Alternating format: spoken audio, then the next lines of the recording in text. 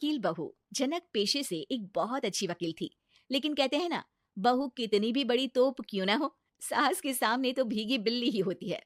अरे जनक, क्या बात है? आज रोटी नहीं मिली अभी तक। ये तेरा कोर्ट नहीं है जो आज फैसला ना हुआ तो कल की तारीख मिल जाए। रोटी तो रोज वक्त में चाहिए। हाँ। माँ जी, रोटी तो कब की बन गई। मैंने आपको कहा तो खाना खाने के लिए, आपने शायद सुना नहीं होगा। ओहो हो, जज नहीं हूं मैं तेरे कोर्ट की, सास हूं सास। कोई दलील फालतू की मत देना यहाँ। बहुत जानती हूं मैं इन वकीलों को। अपनी बात ऊपर रखने के लिए झूठ बोलने में जरा भी नहीं सोचते। तभी वहां जनक के ससुर आ जाते हैं। अरे भाग्यवान, क्यों बेचारी के काम को कोसती रहती है हमेशा। मैं भी तो था वहां जब ये आई थी तुझे रोटी खाने को बुलाने के लिए। सास को तो अब गुस्सा आ जाता है कि कैसे किसी ने बहू की साइड ले ली। अरे वाह जी वाह। वो तो मैं जानती थी कि कोई ना कोई गवाह तो ये पेश कर ही देगी। पर मैं तो अब सीधा खाना खाकर सोने जाऊंगी। मुझे आदत नहीं है किसी से बहसा बहसी करने की। पता नहीं कैसे ये वकील इतना दिमाग लगाकर खुद तो झूठ बोलते ही हैं, साथ में झूठे गवाह भी ले आते हैं। जनक को सास के ताने सुनने की अब आदत सी पड़ जाती है। एक दिन जनक वकील की ड्रेस पर काला कोट पहनकर कोर्ट के लिए निकल ही रही होती है कि अरे कहाँ चली काला कौवा बनकर? टोक दिया ना। अब कोर्ट तो वकील वाली ड्रेस पहनकर ही जाऊंगी ना। वाह भाई वाह, दामिनी तो मैंने भी देखी है। सन्नी पाजी ने ऐसा ही कोट पहना था और कहा था कि तारीख पर तारीख, तारीख पर तारीख। मतलब कि कोई बात करनी है तो बोलिए, वरना वक्त नहीं है मेरे पास खराब करने के लिए। अरे पता नहीं तुझ में क्या देखा मेरे बेटे ने, सारा दिन वकीलों वाली बहस करती है, भोली भाली सास के साथ। अच्छा सुन, जो इतनी बहस मेरे आगे करती है ना, जरा अपने बॉस से कर ले, जो 1 साल भी ना हुए तेरी शादी को और काले कपड़े पहना दिए। अंदर जा और लाल कोट पहन कर आ, पता तो चले कि नई नवेली शादी हुई है।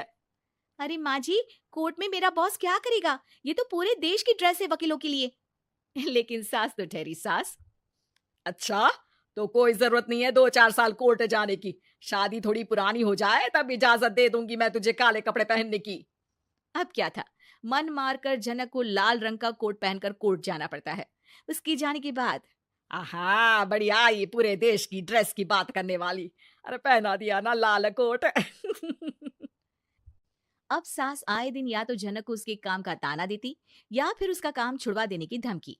तंग आकर एक दिन जनक पति से कहती है, मैं सोच रही हूँ कि कोर्ट जाना बंद ही कर दूं। अरे क्यों यार, इतना अच्छा करियर है, क्यों छोड़ने की सोच रही हो? अरे लाल रंग का कोट पहनकर जाना पड़ता है। हर बात पर सास ताना देती है कि वकील तेज होते हैं, सवाल जवाब करते हैं, झूठी दलीलें देते हैं। अरे तो ठीक है ना, वो जो कहती है अपनी समझ से कहती है, लेकिन तुमको तो पता है ना कि सच्चाई क्या है। जनक को पति की बात से हौसला मिलता है कि तभी घर पर कुछ लोग आ जाते हैं। अरे आइए आइए पंच साहब, कैसे आना हुआ? अरे भाई साहब, सुना है कि आपकी बहू वकील है। तभी वहां सास आ जाती है। हाँ है तो, लेकिन क्या हुआ? फिर कहीं बहस कराई क्या? अरे हम तो खुद दुखी है उसके व्यवहार से। अरे भाभी जी, आपको तो पूरा मोहल्ला जानता है कि आप कितना बोलती है।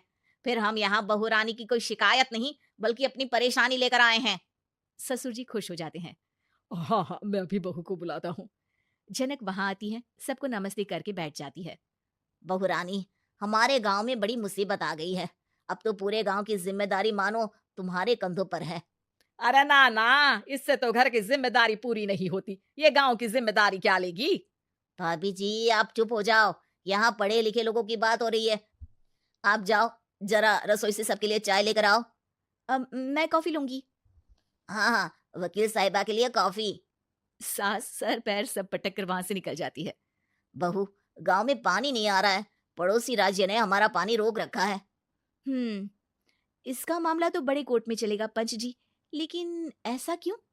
वो राज्य हम लोगों से पानी के पैसे मांग रहा है। अब आधे गांव में पानी की सप्लाई खत्म हो गई है बहुरानी। अच्छा पंच साहब, बात गांव की है तो मैं जरूर केस लड़ूंगी।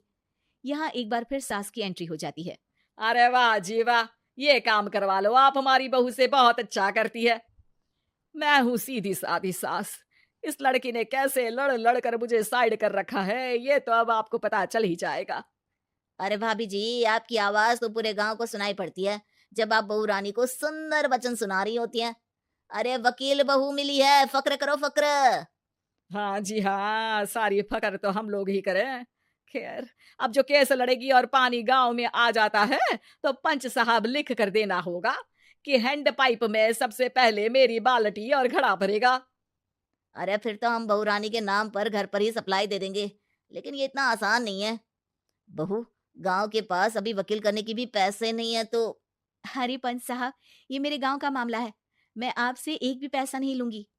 सास को बहू की बात पर गुस्सा आ जाता है, लेकिन सबके जाने के बाद झनक मन लगाकर गांव की परेशानियों को दूर करने में लग जाती है और वो दिन भी आता है कि झनक केस जीत जाती है। अरे आज तो प्लम्बर आकर घर तक पाइप लगा गया है। खुश हो जाओ, मेरे कारण तुम लोगों को घर के अंदर ही पानी मिल जाएगा। कि आपको हमारी ये कहानी पसंद आई होगी। कृपया हमारे चैनल को सब्सक्राइब करें और सभी अपडेट्स के लिए बेल आइकन जरूर क्लिक करें। और हाँ, वीडियो लाइक और शेयर करना मत भूलिएगा। Bye bye.